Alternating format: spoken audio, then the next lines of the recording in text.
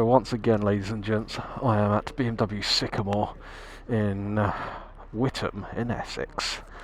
I'm still here, basically, and oh, God, that sounds good.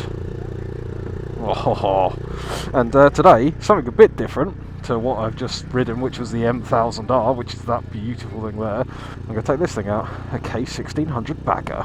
I have to thank Mr. Dave Ashpole for this one. He has nagged me to take one of these out. Said it is fantastic. Let's start her up, shall we? Oh, that sounds very nice. Oh, the difference between the GT and this is I think you've got the massive panniers and the top box on the GT, whereas obviously the Bagger doesn't have the back. It's 160 horsepower, 6-cylinder engine, so I'm really looking forward to this one. Oh, cool, this thing is enormous. He's such a dick.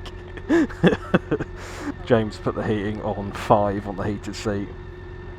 This is so quiet. Don't stall it, Sam.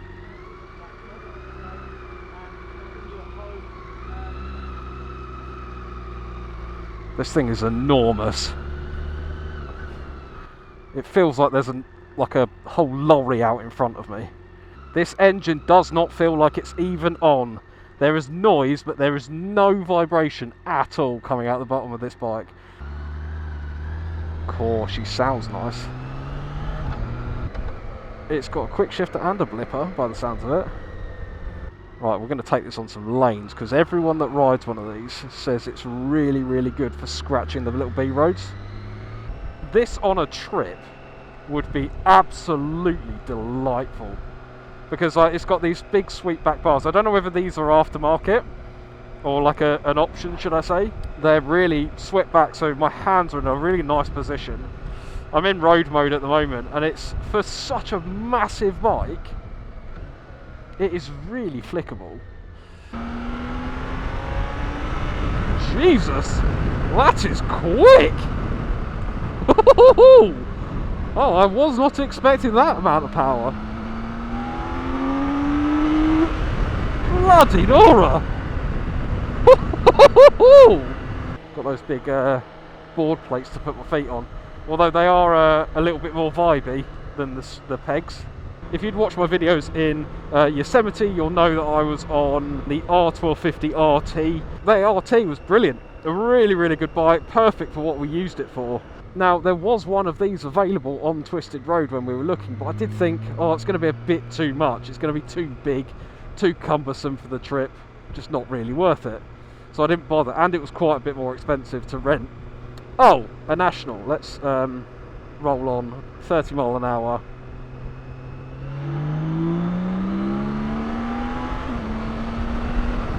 Wow. Okay, that's very quick. That sounds really nice as well. Really nice.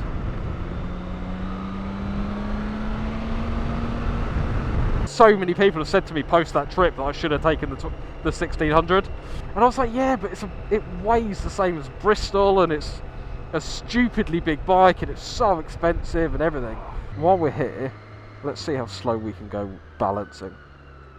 The engine's essentially on tick over at 7 miles an hour, and there's no roller. Look at that. There's no jolts or anything.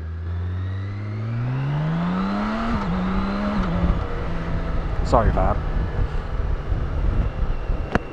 That engine is absolutely peachy. Even completely dumping the throttle, it doesn't dive or anything. It's lovely. Enough of road mode. Dynamic. This comes with all the same kind of whiz-bangeries that most stuff comes with. We've got radio. I can't put the radio on because I'll get done for copyright strike. You can get all your maps up here using the BMW Motorrad Connect. Your menus, as per usual, you've got your phone, you've got the media, you've got navigation, your radio and my vehicle, fuel range, temperatures, oil pressures, tyre pressures. As a general bike, being completely honest, I thought these were a little bit boring. Before my Yosemite trip, I really didn't even look at these bikes. I thought, there's nothing interesting about them, they're there for a job. And don't get me wrong, they are here for a job.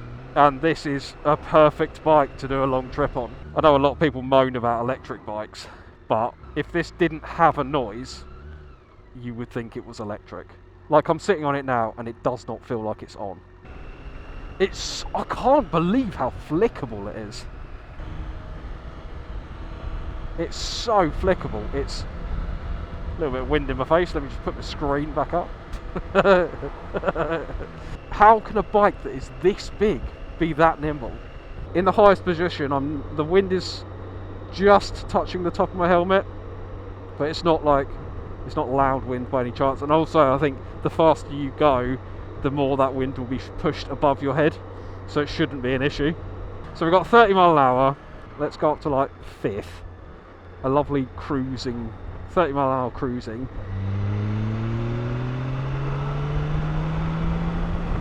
Easy, so easy. We're doing 54 miles an hour. We're gonna go for an overtake.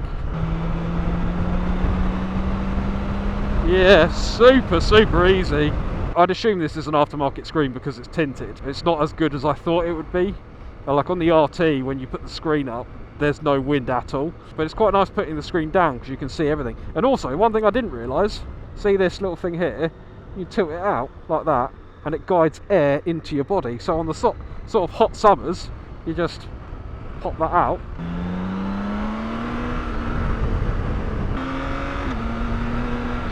Jesus! I'm barely touching the throttle.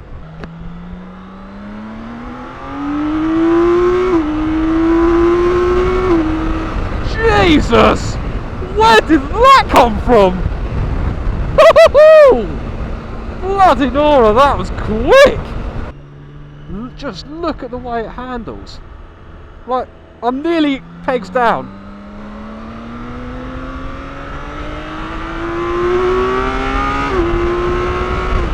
Jeez, that noise! And the brakes are really strong as well, considering they're stopping quite a bit of weight. I don't actually know what the weight is on this, but they are really good. I completely get what Teapot and everyone was saying, where they were just saying no, like they said don't take it on a motorway, take it on like a really windy little back road, and that's where it's at home. I wish I really knew the roads around here so I could find a place that's fantastic, really good to go to. Now that we have a national sign and it's not a bloody motorway, let's give it a bit of the old bins, shall we?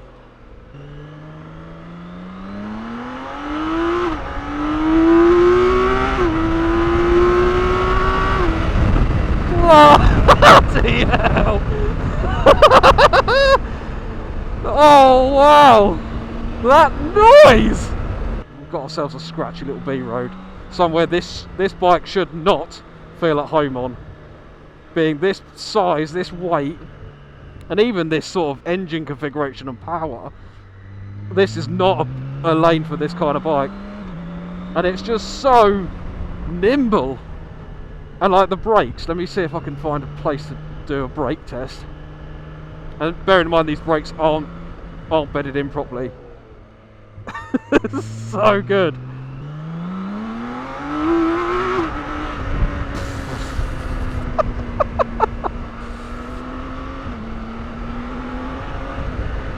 And this is a very, very bumpy road. And I'm talking to you completely normally. I can feel my tatty bojangles jiggling around a little bit. Whee! Horsey.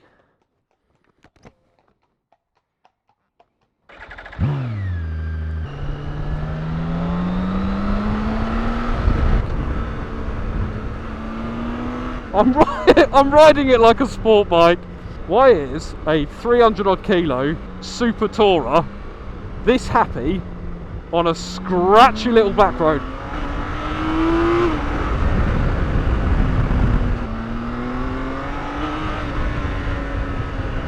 This is not normal.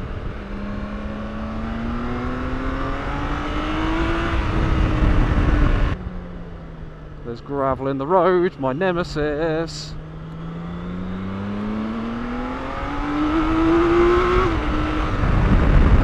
This shouldn't be this good!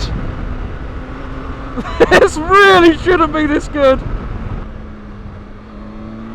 A bike that's not even run in yet, weighs this much, and has an engine that is built for cruising on the motorway. It's doing this! Bloody Nora! Where was this road when I had the M1000R?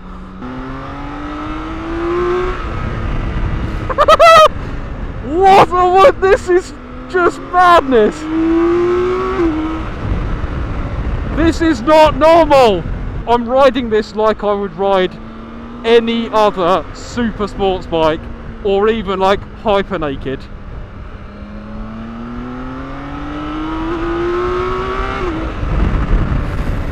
Bloody Nora! I wish I had one of these in Yosemite. Oh, hello, police. Pretend we're not doing anything naughty. Sit up straight. Dave, Tom, everyone that has told me to ride one of these things. Fair enough, I get it.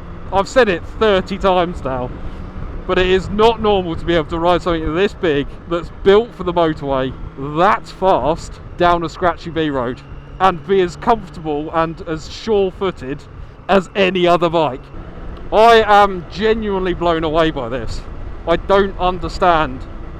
Everything you'd expect from this bike. You'd expect it to be smooth, you'd expect it to be comfortable, you'd expect to be like a bit of a bubble of calm, and you'd expect a load of technology, which you have got. The dick lights and the cruise control and the electric screen and all those sorts. I've got all the TPMS and all that sort of stuff. That's where the similarities end between your expectation and the bike. I reckon I'm lent further over on this than I was on the M1000. Look at this! 70 mile an hour round a corner, and then you can sit on a motorway like this. Wow, wow, wee, wow. Everything else that you preconceive about this bike stops there. It's got the handling of something that's half its weight. It's got the power delivery of something that's got a sport heritage. God, I sound like a proper reviewer, don't I? This is awful. And then the noise. That noise is just like you get to like 6,000-7,000 RPM, it opens up. Oh, why am I this excited about a K1600? I'm just sitting here like, yeah, it's a K1600 Sam, shut up. It's so good. It is so good, and all this time I'm super comfortable. Oh, if I haven't been done for speeding today, I'll be very surprised. BMW Sycamore in Essex, you bunch of legends, for letting me ride all these bikes. I've literally just rolled up. I want to work with a group of dealers that are a decent bunch of people and they understand YouTube, because I think when I turn up to review a bike or test ride a bike, I get that sort of eye roll from people. I go like, oh, you're a YouTuber, how many subscribers you got? Oh, not enough to pay your bills, how amazing. Like that kind of vibe. If you look at it on the surface, it's a waste of time, because you're just letting some guy that is going to get a couple of thousand views on the bike out on your bike that you could have a paying customer. To find a company like Sycamore who, as a group, that are happy to do that and happy to sort of, they see the benefit, and that is fantastic in itself. That's just, like, I couldn't ask for anything more. So for me, as just a guy turning up and going, hey, can I ride 3-4 of your bikes? And they go, yeah, no problem, let me get the keys. It's so nice, and I can't thank them enough. And this event today has been fantastic. Really enjoyed this. Give the guys down here a visit, it's 100% worth it. This event today has been great, really enjoyed it. Let's try this reverse gear, shall we? I don't know how you reverse. I just think it looks, like for a touring bike, it looks really smart. And then these are the boards, let's put that back in as well. So there you go, you've got full size panniers as well.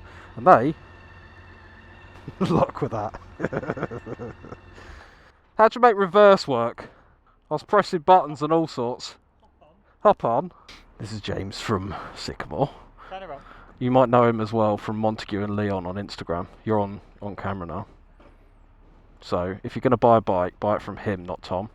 Please do. Thank you very much. So I got that bit. Flashes? Yeah. You ready? Oh, is there another button? Oh! Right. I did that and I was like, oh, am I doing the starter motor or something? Yeah. Oh, so there you go. So you just make sure I don't reverse into anything. So it just raises the revs up. Oh, brilliant. There you go. So that's how you do reverse, everyone. It sounds really nice. It's lovely. Where's that? There it is. Oh, there we go. I took it round town and everything, and on the motorway I was like, oh yeah, I mean, I get it. And then I found a scratchy back road, dropped it down to second, I was like, holy shit! Where's that come from? Right, goodbye everyone.